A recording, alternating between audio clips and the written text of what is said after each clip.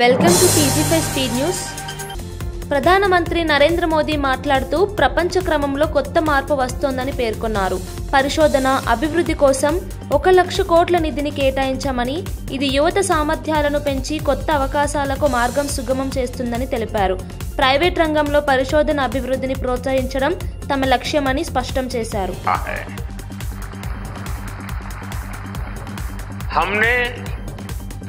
अनुसंधान national research foundation बनाया है ताकि हमारी यूनिवर्सिटीज में रिसर्च और इनोवेशन को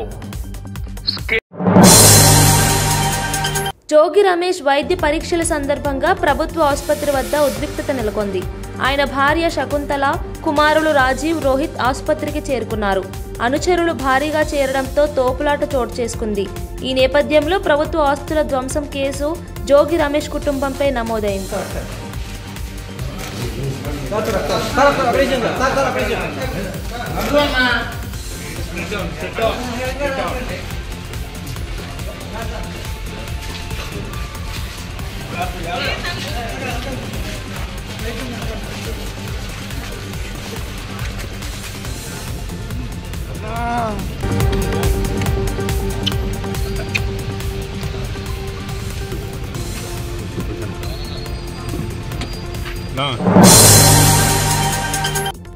సూర్యాపేట జిల్లా బాలెం గురుకుల పాఠశాలలో ప్రిన్సిపల్ శైలజ బీర్లు తాగిందని విద్యార్థినీలు ఆగ్రహం వ్యక్తం చేశారు. ఆమెను వారి పాఠశాలకు బదిలీ చేయడంతో విద్యార్థినీలు ఆందోళన చేపట్టారు. ఫీజుల పేరుతో డబ్బులు వసూలు చేస్తోందని, సస్పెండ్ చేయాలని విద్యార్థినీలు డిమాండ్ చేశారు. తీసుకున్న వాళ్ళకి అసలు ఫీజే కట్టకుండా అడ్మిషన్ ఫీ కట్టినా, దోస్తు ఫీ కట్టినా 4-5 వేలు కట్టించుకుంటుంది సార్. అది కూడా డైరెక్ట్ ఆమె కొట్టించుకోదు, హౌస్ మేడం వాళ్ళకి కొట్టించుకొని ఆమె అకౌంట్ కి ట్రాన్స్ఫర్ చేయించుకుంటది. చాలా మేడం వాళ్ళు ఆ కాలేజ్ లో చాలా మేడం వాళ్ళు ఆ మేడం కి చాలా సపోర్ట్ చేస్తున్నారు. ఆ మేడం కి చాలా మంది సపోర్ట్ ఉన్నారు. బయట కూడా చాలా పవర్ ఉందంట. మమ్మల్ని బెదిరించారు. ఇంకోటి ఏమంటే మమ్మల్ని అన్నారు, నా మీద కేసు పెట్టుకోండి, ఏం చేసుకుంటా చేసుకోండి, నేను కూడా ఎస్సీనే, నేను కూడా మాదిగానే, నేను కూడా అంబేద్కర్ బిడ్డనే అని ఆమె అన్నది. మేము కూడా అంబేద్కర్ బిడ్డనే, మేము కూడా వేసలేము. మీరు ఇంత పెద్ద పొజిషన్ నుండి ఎంత కరప్షన్ చేస్తారు. మళ్ళీ గ్రూప్ 1 ఆఫీసర్ అంట సార్. ఏ గ్రూప్ 1 ఆఫీసర్ సార్? ఇదే సార్ గవర్నమెంట్ చేసేది. గవర్నమెంట్ అసలు పైసలు లేకు. మేము వచ్చింది పేదవాళ్ళమి, ఇక్కడ వచ్చింది మేము వచ్చింది ఇక్కడ ఫీజు కోసం. మళ్ళీ గవర్నమెంట్ ఇవ్వకపోతే మేము ఏడుకోవాలి.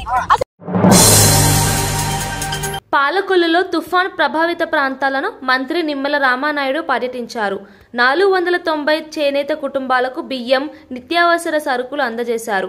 వైసీపీ ప్రభుత్వ కాలంలో తుఫాన్లు వస్తే సీఎం జగన్ ప్యాలెస్ లో నిద్రపోయేవాడని విమర్శించారు. 1924లో వాళ్ళు ఏం చేశారు? వాళ్ళు కూడా చేశారు పాపం. ఏం చేశారు? మేం కట్టినటువంటి మీ ఇంటిని మిమ్మల్ని బ్యాంకుల దగ్గర తీసుకెళ్లి తాకట్టు పెట్టి 6 లక్షల రూపాయలు తీసుకున్నారు. అంటే మేము 6 లక్షల రూపాయలు విలువ మీకు ఇచ్చాం, 6 లక్షల రూపాయల అప్పు వాళ్ళు మీకు ఇచ్చారు. ఎంత తేడా ఉందో మీరు ఒక్కసారి అర్థం చేసుకోండి. అంటే ప్రభుత్వం మారితే మరి ఏ రకమైన ఇబ్బంది వచ్చిందో.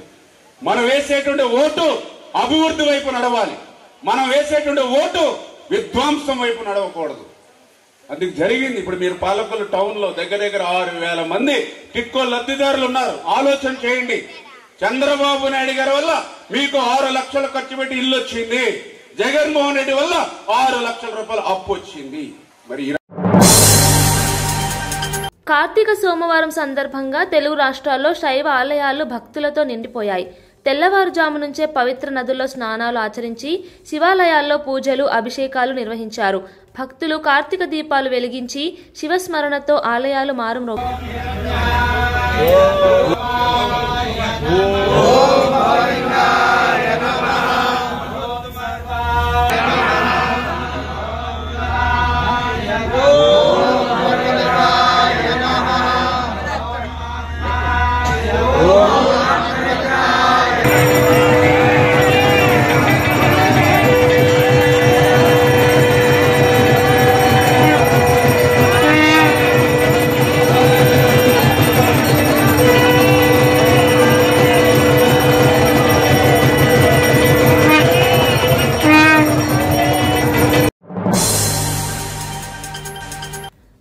రంగారెడ్డి జిల్లాలో ఘోర బస్సు ప్రమాదం చోటు చేసుకుంది. చేవెళ్ల మండలం మిర్చాగూడ సమీపంలో బస్సు ట్రక్కు ఢీ కొనడంతో కనీసం 20 మంది ప్రాణాలు కోల్పోయారు. గాయపడిన వారిని చేవెళ్ల ఆసుపత్రికి తరలించారు. అధికారులు సంఘటనా స్థలానికి చేరుకొని సహాయక చర్యలు చేపట్టారు.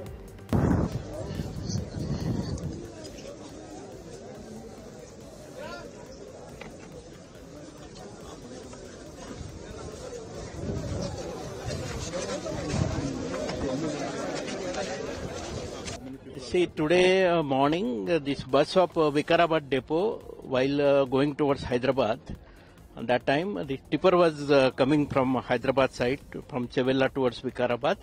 There was head-on collision. It seems tipper was at very high speed, and tipper dashed this bus, and tipper was carrying the gravel, and that because of the gravel impact, many people suffered. Total so far 19 casualties.